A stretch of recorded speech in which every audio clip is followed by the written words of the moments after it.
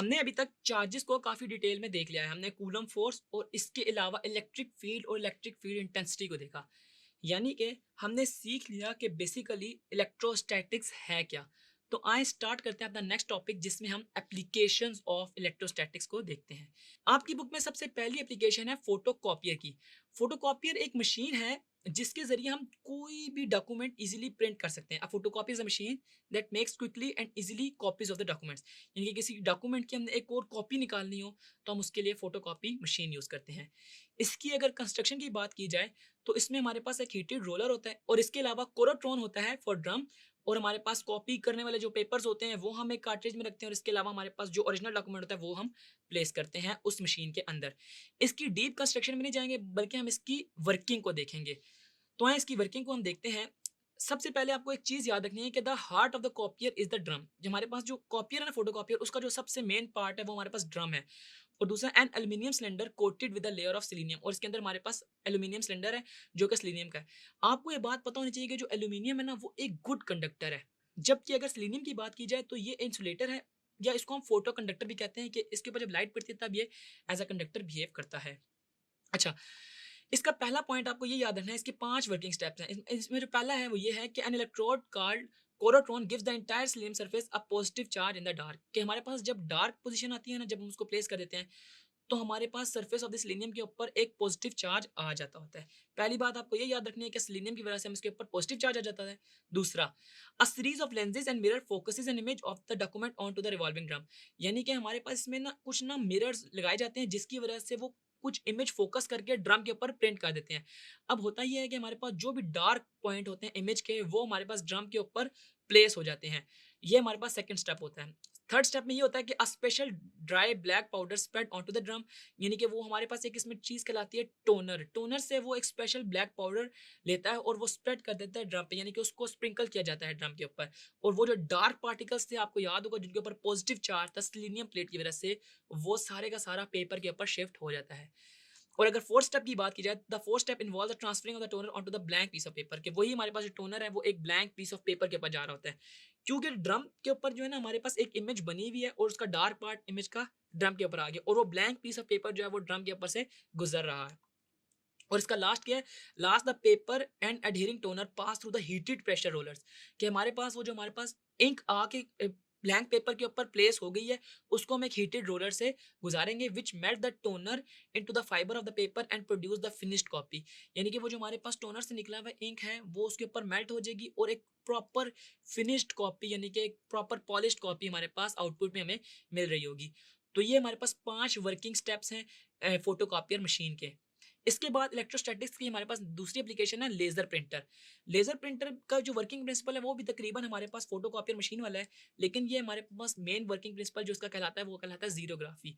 इसमें होता है कि इनिशियली इसमें भी हम चार्जेस से हेल्प ले रहे होते हैं। इसकी अगर कंस्ट्रक्शन की बात की जाए तो इसमें मिरर होता है, टोनर क्रिएटेड रोलर होता है, फोटो रिसेप्टर ड्रम होता है और इसके अलावा कोरोना वायर होती है। कोरोना वायर जो होती है ना वो पॉजिटिव चार्ज कर देती है ड्रम को। कोरोना वायर के जरिए हम लोग drum of the laser printer को पॉजिटिवली चार्ज कर देते हैं और उसी तरह पेपर को पास करवाते हैं। होता ये है कि हमारे पास जब भी एक इमेज होती है, इमेज का जो लाइटेड पार्ट होता है जिसमें इमेज का खाली पार्ट होता है जहाँ पे डार्क नहीं होती इमेज, वहाँ पे हमारे पास पॉजिटिव चार्जेस आ जाते हैं और जो लाइट वाला पार्ट होता है वहाँ से वो सारे के सारे पॉजिटिव चार्जेस रिमूव कर देता है। ठीक है? और यूँ हम उसको फिर पास करवाते हैं एक उसके ऊपर एक लेज़र फॉल करवाते हैं। लेज़र फॉल करने की वजह से हम यूँ ही उसको इंक टोनर से गुज़ारने के बाद हीटेड रोलर में से प्रेस करते हैं तो हमारे पास आउटपुट पे एक पेज मिल जाता है जो कि हमारे पास लेज़र प्रिंटर की आउटपुट होती है। इसके बाद हमारे पास थर्ड एप्लीकेशन है इंकजेट प्रिंटर की। इंकजेट प्रिंटर ये मैं आपको सारी इलेक्ट्रोस्टैटिक्स की एप्लीकेशन बता रहा हूँ। ये पेपर में इनमें अक्सर क्वेश्चन कम आते हैं मगर आपको इनकी एप्लीकेशंस उनकी वर्किंग पता होनी चाहिए कि इनके पीछे सारे का सारा चार्जेस एक इंपॉर्टेंट रोल प्ले कर रहे होते हैं। अगर मैं इंकजेट प्रिंटर का वर्किंग प्रिंसिपल बताऊं तो इसमें हमारे पास जो प्रिंट हेड और नोजल है ना उसमें से हम इंक को स्प्रिंकल करते हैं। इंक को इसमें एक तेज शॉवर की फॉर्म में पास करवाते हैं और वो इंक इलेक्ट्रोड और डिफ्लेक्टिंग प्लेट से गुजरती हुई हमारे पास पेपर तक पहुंचती है और वो पेपर अगेन वहां से हीटेड रोलर से निकलता हुआ हमें आउटपुट पे मिल जाता है। इसका भी वर्किंग प्रिंसिपल तकरीबन हमारे पास लेजर प्रिंटर वाला है मगर लेजर प्रिंटर में हमारे पास in the form of image बनती थी, इसमें हमारे पास इंक के जरिए सारी की सारी इमेज बन रही होती है। ठीक है, अब इसमें हमारे पास एक एग्जांपल है, आइए इसको देख लेते हैं। A metallic sphere of a diameter 30 centimeter carries a charge of 600 microcoulomb. Find the electric field intensity at a distance of 50 centimeter from the center of the sphere and the surface of the sphere. इसमें हमने electric field intensity निकालनी है 50 centimetre of the centre of the sphere से और at the surface of sphere से। देखिए आपको सबसे पहले चार्ज का पता होना चाहिए। इसमें जो चार्ज है हमारे पास 600 माइक्रोकूलम और डायमीटर हमारे पास 30 सेंटीमीटर था। ये इससे हमें कोई अभी गर्ज नहीं। हमारा जो पहला टॉपिक है यानी कि जिसमें पहला पार्ट है ए, उसको देख लेते हैं कि डिस्टेंस हमारे पास जो है वो आर वो है 50 सेंटीमीटर और अगर मैं इसको मीटर्स में कन्वर्ट करूँ तो ये हमारे पास आ जाएगा 0.5 मीटर्स। तो सबसे पहले हम यहाँ पे इलेक्ट्रिक फील्ड इंटेंसिटी निकाल लेते हैं। इलेक्ट्रिक फील्ड इंटेंसिटी हमारे पास क्या होती है, E is equal to K Q over are square. ठीक है जी, हमारे पास Q और R दोनों चीजें हैं और K की वैल्यू हमें ऑलरेडी पता है, मैं इधर लिख भी देता हूँ। K की वैल्यू क्या है, K की वैल्यू है 9 इंटू 10⁻⁹ न्यूटन मीटर स्क्वायर पर कूलम स्क्वायर। ये हमारे पास K की वैल्यू आ गई। आई इनकी वैल्यूज किस में पुट करते हैं, K आ जाएगा 9 इंटू 10⁻⁹ वेयर एस Q जो है मेरे पास 600 माइक्रो कूलम है, तो मैं 600 मल्टीप्लाई बाय 10⁻⁻6 लिख दूंगा और जबकि मेरे पास डिनोमिनेटर में R और R मेरे पास है 0.5 का स्क्वायर। मैं इनको आपस में मल्टीप्लाई करता हूँ।